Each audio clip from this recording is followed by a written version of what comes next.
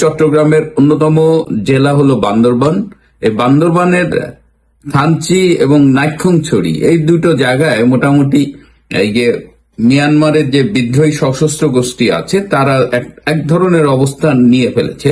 যেমন নাইক্ষ্যংছড়িতে আরসা, যেটা রোহিঙ্গাদের সশস্ত্র গোষ্ঠী, এবং থানচিতে আরাকান আর্মি, এরা এখানে আছে। আপনারা কয়েকদিন আগে দেখেছেন যে নববর্ষের পরে তারা নববর্ষ বরণ উদযাপন করেছে, জলকেলি করেছে, এবং এটা বাংলাদেশের প্রশাসন ও আইন শৃঙ্খলা বাহিনীর একদম সামনে করেছে। আইন শৃঙ্খলা বাহিনী তাদের এক ধরনের প্রোটেকশন দিয়েছে।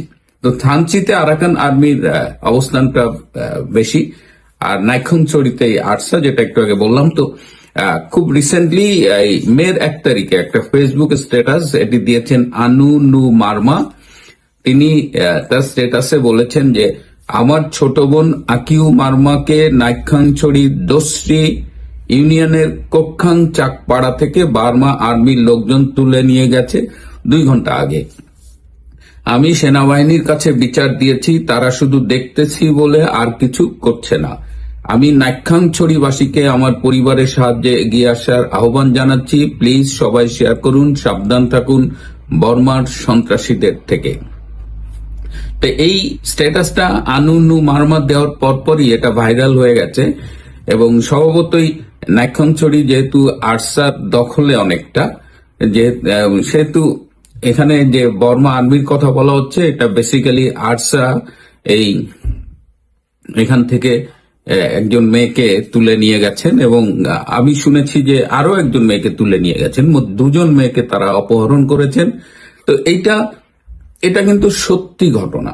কিন্তু আমরা ইমিডিয়েটলি দেখলাম যে রিউমার স্ক্যানার অব বাংলাদেশ বলে একটা ফেসবুক পেজ থেকে বলা হচ্ছে যে না, এটা সত্যি না, এবং তারা এই আনুনু মারমার আইডিটা ফেক কিনা বা এটা জেনুইন কিনা এটা নিয়ে তারা বিস্তর গবেষণা করেছেন। এইটা একটা নতুন স্টাইল চালু হয়েছে বাংলাদেশে, এই যে ফ্যাক্ট চেকিং বা রিউমার স্ক্যানিং।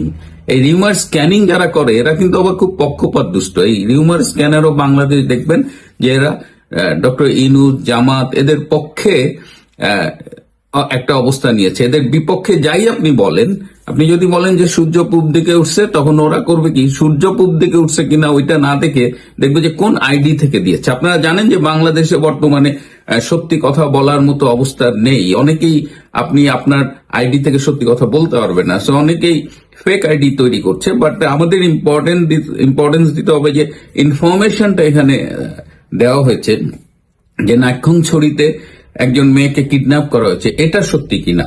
এবং রিউমার স্ক্যানার ও বাংলাদেশ আরো একটা চালাকি করেছে। তারা স্থানীয় ওসি, থানার ওসি, ইউএনও এদের কাছ থেকে ভেরিফাই করেছে যে ইনফরমেশন সত্যি কিনা।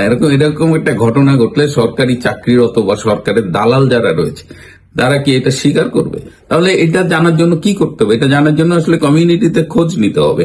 আমি এই নাইক্ষ্যংছড়ির একজন অধিবাসীর সাথে কথা বলেছি, আপনাদের একটু শুনাই। আমি একটু জানতে চাচ্ছিলাম, আপনাদের নাইক্ষ্যংছড়িতে কি ইদানিং কিডন্যাপিং বেড়ে গেছে, এরকম কিছু? বেড়ে গেছে বলতে কি, আপনার ওদিকে আপনার যে রোহিঙ্গাদের যে ইয়াটা আছে না, আপনার সশস্ত্র গ্রুপ যেটা আছে, ওই যে আশা, জি, যেটা আর কি, মানে ওদের সশস্ত্র বাহিনীর গ্রুপদের আনাগোনা বেড়ে গেছে। প্লাস হচ্ছে অলরেডি মানে দুইজনকে ওরা অপহরণ করে নিয়ে গেছে আর কি। এরা কাদের অপহরণ করেছে? মহিলা বা মহিলা? হ্যাঁ হ্যাঁ হ্যাঁ, মারমা। আচ্ছা আচ্ছা, মারমা মহিলা একজন দিয়েছে, তার বোনকে অপহরণ করেছে। পরে আবার রিউমার স্ক্যানার থেকে বলছে যে এটা সত্যি না। না না, এটা সত্যি। এটা আমাকে অনেকজন নাইক্ষ্যংছড়ি থেকেও বলেছে আমাকে আর কি। তো এখানে কমিউনিটিতে কিন্তু এই কিডন্যাপিং নিয়ে আলোচনা হচ্ছে, এবং এটা নতুন কিছু না। এরা অনেক বছর ধরেই এই পার্বত্য এলাকাগুলোতে অংশগ্রহণ করছে। ডক্টর ইনুস এসে এটাকে একদম মানে ফর্মাল করেছে। আগে ইট ওয়াজ ইনফর্মাল, কিন্তু এখন সেটাকে তিনি একদম ফর্মাল করে দিয়েছেন। তিনি জাতিসংঘকে এখানে টেনে এনেছেন, তিনি আমেরিকাকে এখানে টেনে এনেছেন, তাদের তিনি মানবিক করিডোরের মাধ্যমে সব দিয়ে দিচ্ছেন। আমাদের স্বরাষ্ট্র উপদেষ্টার কথা শুনলে মনে হয় যে আরাকান আর্মি আমাদের জামাই। তার এইসব লোক, এইসব ইনভ্যালিড এক্সপায়ার্ড জিনিসপত্র কোত্থেকে যে বাংলাদেশের কাঁধে চাপায় দিল। ডক্টর ইউনূস নিজেও একটা মানে 84 years old, আর এই তার উপদেষ্টা পরিষদ দেখবেন যে অধিকাংশই ইনভ্যালিড, রিটায়ার্ড, এক্সপায়ার্ড মাল। আমরা যে আশঙ্কাটা বারবার প্রকাশ করে আসছি সেটা হলো যে এই যে সশস্ত্র বিদ্রোহী গোষ্ঠীকে আপনি যদি একদম ন্যাশনালি বা অফিসিয়ালি প্যাট্রোনাইজ করেন তাহলে কিন্তু শুধুমাত্র যে আমাদের ভূখণ্ড যুদ্ধের হুমকিতে পড়বে তাই নয়, বরং এইসব লোকালয়ে কিন্তু এই যে অপহরণ, বিশেষ করে মেয়েদের অপহরণ করা এবং এর সাথে আরো আরো অনেক অপরাধ কিন্তু বৃদ্ধি পাবে।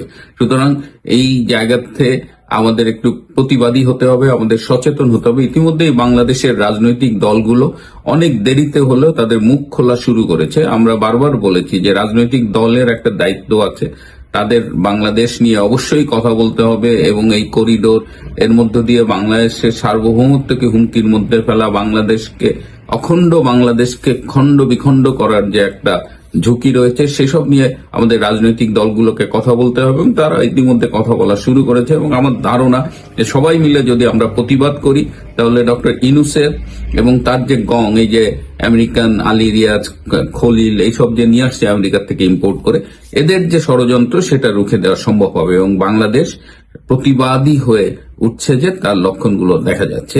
তো নাইক্ষ্যংছড়ির এই ঘটনার তীব্র প্রতিবাদ করছি এবং প্রশাসনের কাছে আমরা দাবি জানাচ্ছি অবিলম্বে এই যে অপহৃত হয়েছে যে দুজন মেয়ে, তাদের জন্য উদ্ধার করা হয় এবং অপরাধীদের গ্রেপ্তার করে আইনের আওতায় এনে অচিরেই বিচারের ব্যবস্থা করা হয়।